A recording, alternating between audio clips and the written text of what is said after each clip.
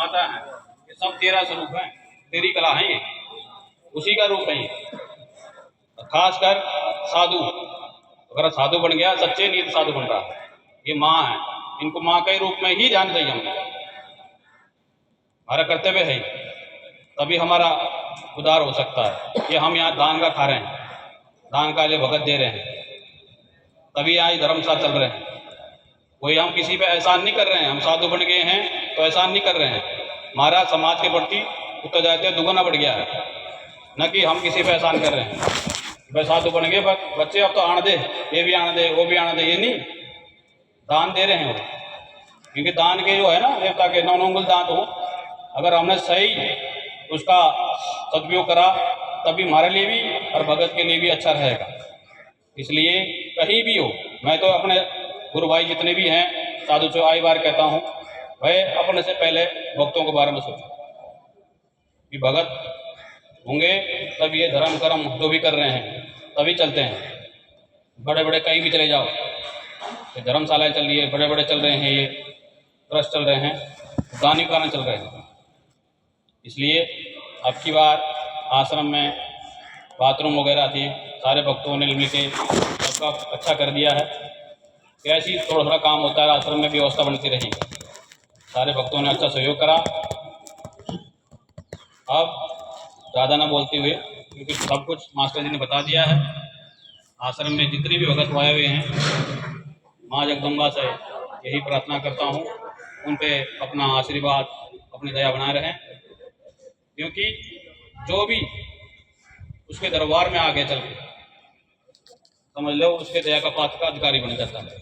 पर उसके साथ भाव हमने दिखाने पड़ेंगे, भाव होंगे तभी है, भाव बिना कुछ नहीं है। गंगा जी रोज नहा के चले जाओ, भाव नहीं है कुछ नहीं है। रविदास जी कहते हैं ना, मन चंगा तो कटौती में गंगा। जब तक मन के अंदर भाव नहीं होगा कुछ फायदा नहीं, न वो धन से रिश्ती, न माया से, न दिखावे से, कुछ से रिश्ती, वो तो भाव से रिझे। बस भाव दिखाने पड़ेंगे। उसको पाने के 2 ही तरीके हैं, ज्ञान मार्ग और भक्ति मार्ग। और भक्ति ही सर्वोपरि है, उसका कोई था नहीं, ना उसने कोई मोल नहीं, वो तो दिखानी पड़ती, वहाँ तो रिझानी पड़ती है। माता रिझाने का अपने तरीके हैं, कोई गा के रिझा रहा है, कोई रो के रिझा रहा है, कोई हंस के रिझा रहा है, और उसके नाम पे पागल होना। आइटम शर्मा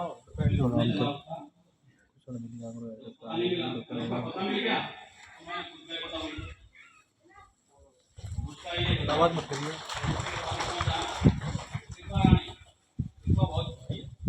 हर चीज पे करती है, बस समर्पण कर दो अपने आप को, जब हो जाएगा तो सब कृपा करेंगे। इसलिए मैं कुछ नहीं भैया, न मैं पूजा पाठ जो भी करते हैं ये सब हम कर रहे हैं, मैं कुछ होता ही नहीं। आप सबका सहयोग रहा तो भी ये अनुष्ठान पूरा हुआ। अच्छा, माँ की कृपा हुई, गुरु महाराज की दया हुई, इसलिए ये अनुष्ठान संपूर्ण हुआ, निर्विघ्न पूरा हुआ। क्योंकि निर्विघ्न तभी होता है जब गुरु का आशीर्वाद हो, माँ का आशीर्वाद हो। नहीं तो आदि व्याधि सब उसके रूप हैं, पता नहीं क्या चीज कर दे, क्या अड़चन लगा दे। पहले तो साक्षात राक्षस होते, आ जाते अस्त्र शस्त्र लेके, अब हमारे अंदर ही राक्षस हो जाता है, विचारों का भी रूप बदल ले, वो पता नहीं किस रूप में क्या कर ले, काम क्रोध तो कौन सा उजागर हो जाए अंदर।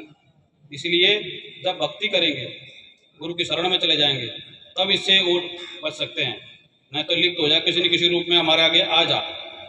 इसलिए सारे भगत जो भी हैं गुरुमुखी हैं, गुरुजियों से धारण कर रहे हैं, और भी आ रहे हैं अपने अपने गुरु को धारण कर रहे हैं, तो उनका अनुसरण करें।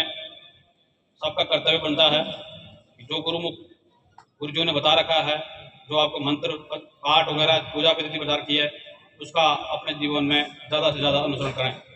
अपने बच्चों को भी सिखाएं, धनमाया मत दो उनको संस्कार दो।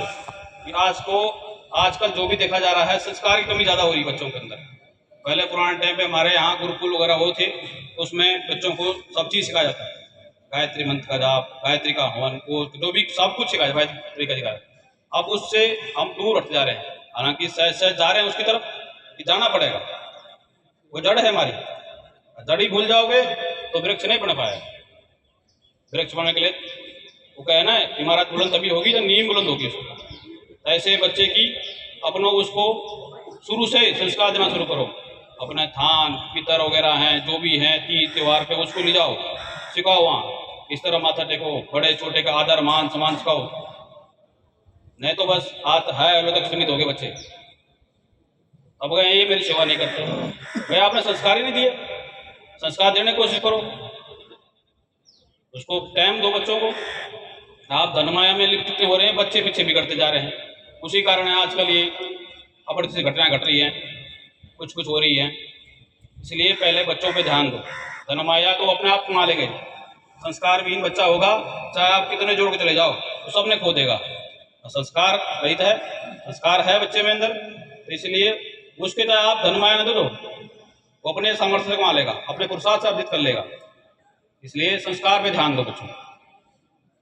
और इसके बाद अब ज़्यादा टाइम हो गया है, पहले साधुओं की पंगत कराओ। मास्टर जी सारे जने संतरामदास भैया सारों साधुओं की पंगत कराओ, उसके